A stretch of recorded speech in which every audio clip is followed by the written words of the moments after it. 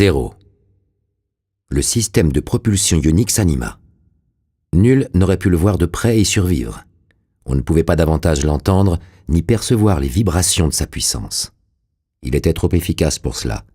Dans ce qu'on appelait toujours la salle des machines, et qui était en fait un centre névralgique électronique, les ingénieurs entendaient le bourdonnement étouffé des pompes qui acheminaient la masse de réaction depuis les réservoirs. Mais ils le remarquaient à peine, trop occupés à analyser les cadrans, les voyants, les graphes et les signaux codés qui monitoraient le système. La main de Boris Fedorov ne s'éloignait jamais du levier de désactivation. Un murmure continu d'observation coulait entre son poste et la passerelle de commandement où officiait le capitaine Telander. Cela n'était nullement nécessaire à la bonne marche du Leonora Christina. On ne comptait plus les vaisseaux moins sophistiqués que lui et pourtant automatisés. Il tournait tout seul, pour ainsi dire. L'inextricable réseau de ses robots internes faisait montre d'une vitesse, d'une précision et même d'une flexibilité dans la limite de leur programmation, hors de portée d'un simple mortel. Mais, aux yeux de l'équipage, une telle vigilance s'avérait nécessaire. Ailleurs, pour leur prouver qu'ils étaient entrés en mouvement, les astros dans leur cabine retrouvèrent les effets de la pesanteur. Quoique limitée à 1/10 de G, elle permettait à leur corps de se déterminer par rapport à un haut et à un bas, ce dont ils lui étaient reconnaissants. Ils quittèrent leur lit. Raymond annonça via les haut-parleurs « Appel du gendarme aux personnes sans affectation. Vous avez la liberté de vous déplacer à volonté, en avant de votre pont naturellement. » Sarcastique, je vous rappelle qu'une cérémonie d'adieu officielle avec bénédiction et tout le tout-team sera diffusée à 1200 heures GMT. Nous la retransmettrons sur les écrans du gymnase pour celles et ceux qui sont intéressés.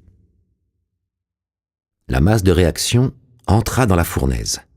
Les générateurs thermonucléaires énergisèrent les arcs électriques furieux qui réduisaient les atomes à des ions.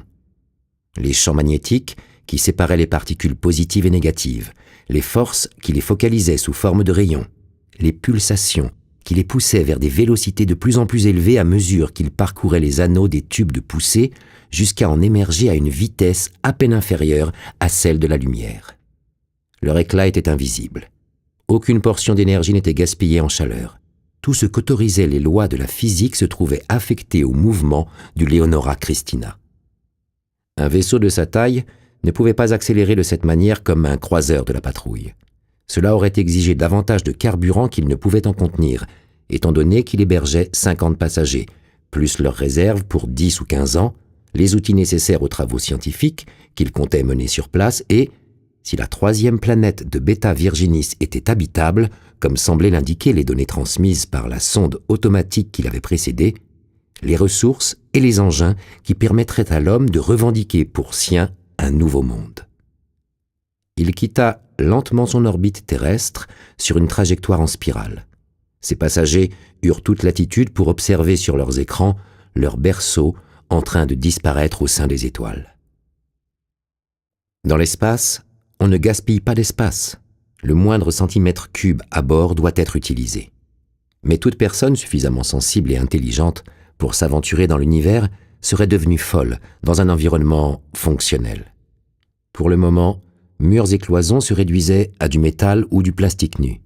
Toutefois, nombre de talentueux artistes regorgeaient de projets.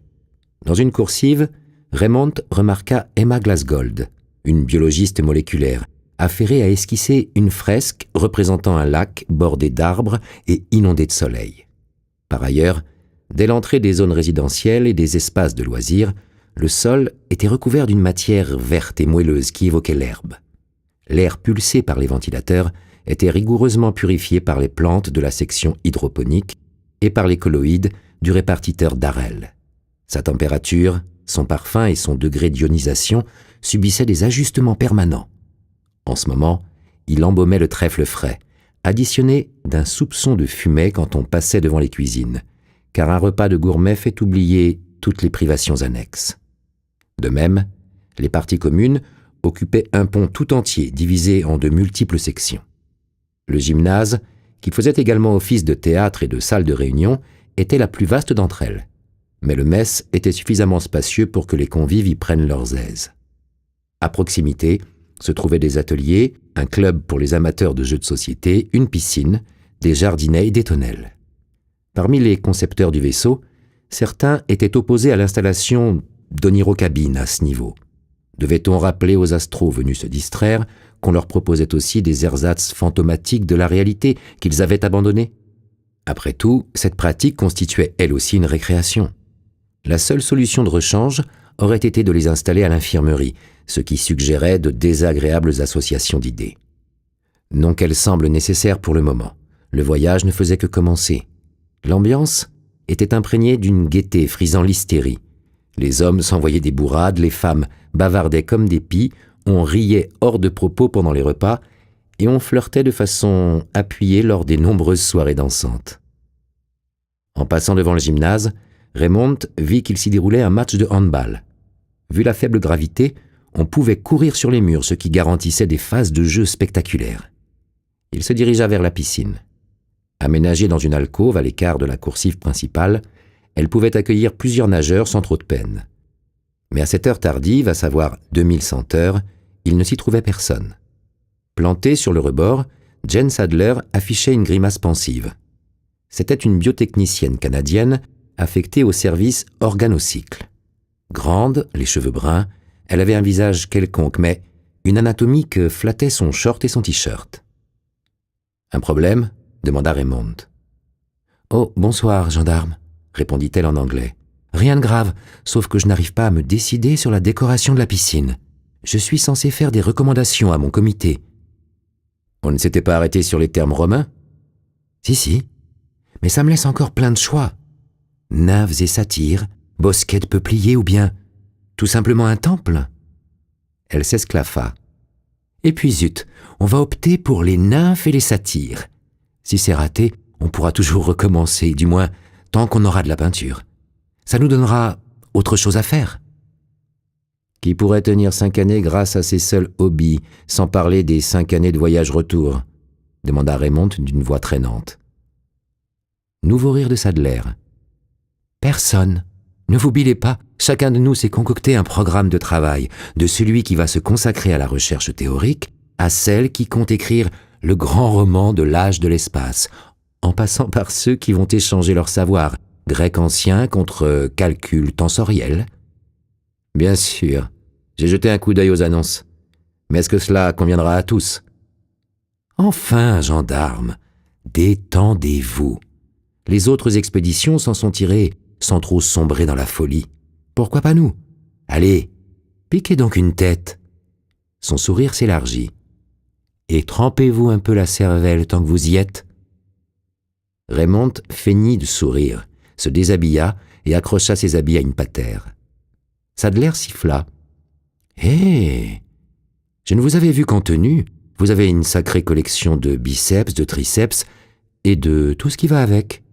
Culture physique ? » « Dans ma partie, on a intérêt à rester en forme, » répondit-il, un peu gêné. « Un de ces jours, quand vous ne serez pas de service, venez donc faire un tour dans ma cabine pour me tenir en forme. »« Ce serait avec plaisir, » répliqua-t-il en la parcourant du regard. « Mais pour le moment, Ingrid et moi... » « Ouais, je sais. Je plaisantais. Enfin, en partie. De toute façon, je ne vais pas tarder à me mettre en couple, moi aussi. »« Ah bon ? Avec qui, si ce n'est pas indiscret ? » ?»« Elof Nilsson. » Elle leva la main. « Non, ne dites rien. Ce n'est pas un Adonis, je sais, et il lui arrive d'être un peu brusque, mais il possède une intelligence exceptionnelle, la plus affûtée de tout l'équipage, je pense. On ne s'ennuie jamais en l'écoutant. » Elle détourna les yeux. « Et il se sent un peu seul. » Raymond resta sans rien dire un moment.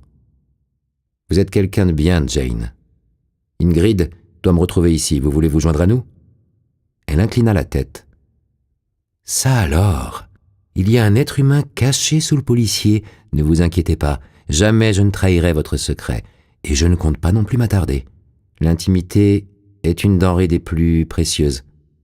Profitez-en tant qu'il est encore temps. » Un geste de la main, et elle s'en fut. Raymond la suivit du regard, puis s'abîma dans la contemplation de l'eau.